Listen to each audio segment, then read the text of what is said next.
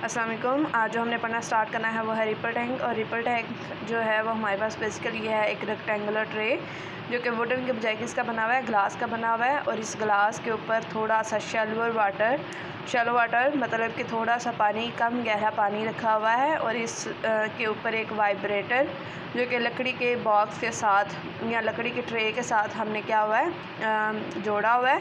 और जो कि जिसके ऊपर मोटर मौजूद है और जो उसको क्या कर रही है, पावर सप्लाई दे रही है। उसके अलावा हमारे पास है एक लैंप या बल्ब जो कि क्या है, रोशनी के लिए इस्तेमाल किया गया। बेसिकली ये जो टेबल है, ये ट्रे है, रेक्टेंगुलर ट्रे, ये जो है ज़मीन से की सतह से हाफ़ मीटर ऊपर है। वाटर की वेव्स को देखने के लिए हमने टेबल के नीचे एक वाइट कपड़ा या वाइट स्क्रीन रख दी गई है जो कि क्या करती है, वेव्स के बारे में बताती है।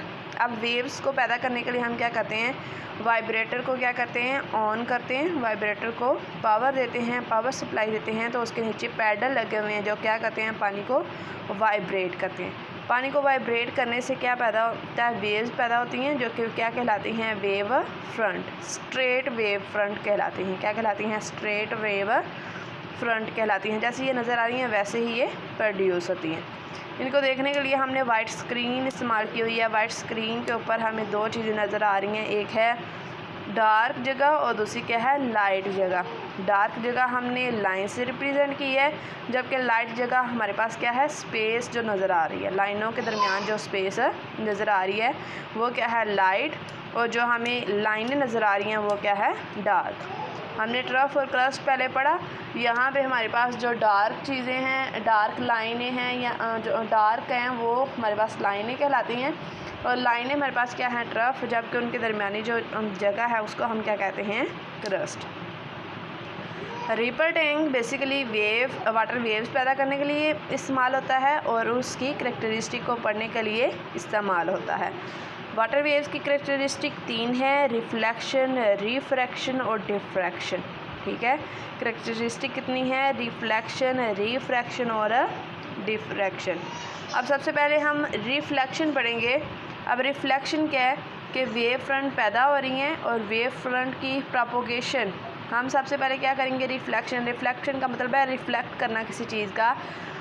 तो रिफ्लेक्ट कैसे कर सकते हैं, एक बैरियर रख कर, क्या करके, बैरियर। ये जो आपको चीज़ नज़र आ रही है ये बेसिकली क्या है, बैरियर। और बैरियर में हमने क्या किया हुआ है, ये जो हमारे पास फर्स्ट जो ए है पिक, इसमें हमने क्या किया हुआ है, एक बैरियर रखा हुआ है। वेव फ्रंट वैसे ही वैसी सीधी नज़र आ रही हैं, उनमें हमने कोई चेंजिंग नहीं की। तो ये वेव फ्रंट की प्रोपोगेशन मतलब कि सफ़र, वेव फ्रंट है सीधी लेकिन उनकी प्रोपोगेशन किस तरफ है, बैरियर की तरफ। किसकी तरफ है, बैरियर की तरफ। फर्स्ट ए पिक में हमने क्या किया है कि बैरियर को सीधा रखा है। तो बैरियर को सीधा रखने की वजह से वो प्रोपोगेशन जिस एंगल से आकर टकराती है बैरियर के साथ, उसी एंगल से वापस चल जाती है, अब दूसरी पिक में हमने बैरियर को क्या कर दिया, थोड़ा सा तिरछा कर दिया। क्या कर दिया, थोड़ा सा तिरछा कर दिया। अब थोड़ा सा तिरछा करने से क्या होता है कि प्रोपोगेशन दूसरी तरफ है, बैरियर की तरफ ही प्रोपोगेशन है। लेकिन अब इसका एंगल चेक करने के लिए हम बैरियर से वेव पर क्या करते हैं, एक नॉर्मल ड्रा कर देते हैं। एक क्या ड्रा कर देते हैं, नॉर्मल ड्रा कर देते हैं।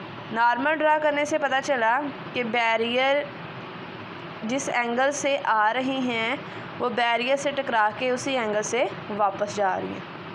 बैरियर पर जिस एंगल पे आकर टकराती हैं उसी एंगल से वापस जाती हैं। बैरियर पे जिस एंगल से आकर टकराती हैं उसी एंगल से आके वापस जाती हैं। और जिस एंगल से आकर टकराती हैं उसको हम क्या कहते हैं, एंगल ऑफ इंसिडेंट। उस एंगल को क्या कहते हैं, एंगल ऑफ इंसिडेंट। बैरियर के साथ बी बिग में बैरियर के साथ जिस एंगल से आकर टकराते हैं उस एंगल को हम क्या कहते हैं, एंगल ऑफ इंसिडेंट।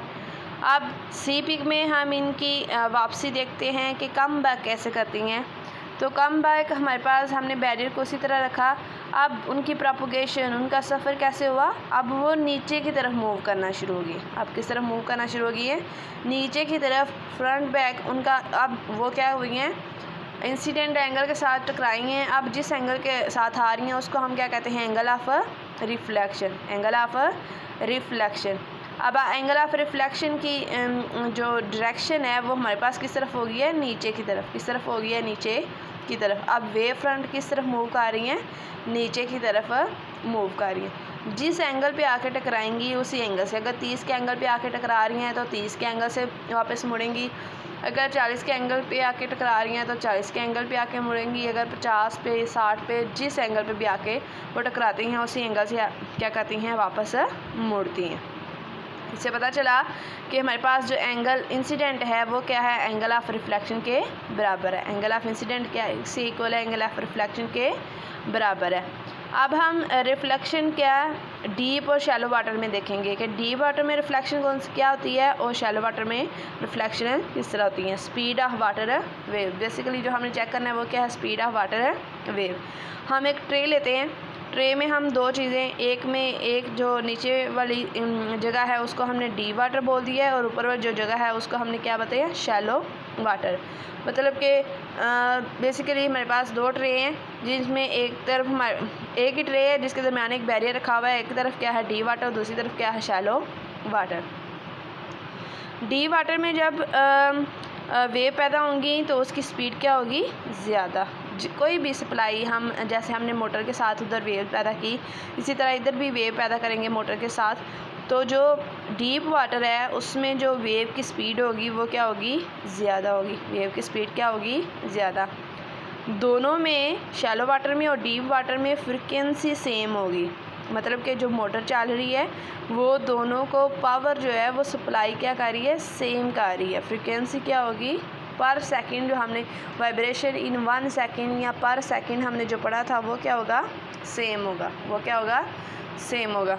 लेकिन डीप वाटर में जो वाइब्रेशंस हैं या वेव हैं वो ज़्यादा पैदा होंगी, जबकि शैलो वाटर में जो वेव्स हैं वो क्या होंगी, less speed of water waves. तो वेव की जो स्पीड क्या होगी वो कम होगी, जबकि डीप वाटर में greater speed of water waves, जबकि इनकी हमारे पास फ्रीक्वेंसी क्या है, सेम। इसी तरह डीप वाटर में वेव्स की वेवलेंथ ज़्यादा होगी, जबकि शैलो वाटर में वेवलेंथ क्या होगी, कम। शैलो वाटर में वेवलेंथ क्या होगी, कम। दोबारा से रिफ्लेक्शन में हमारे पास जो बेसिकली की चीज़ है वो क्या है, angle of incidence is equal to angle of reflection. और दूसरी चीज़ है इसमें कि डीप वाटर और शैलो वाटर। डीप वाटर में जो रिफ्लेक्शन है वो ज़्यादा होती है, जबकि शैलो वाटर में जो रिफ्लेक्शन है वो क्या होती है, वो कम होती है।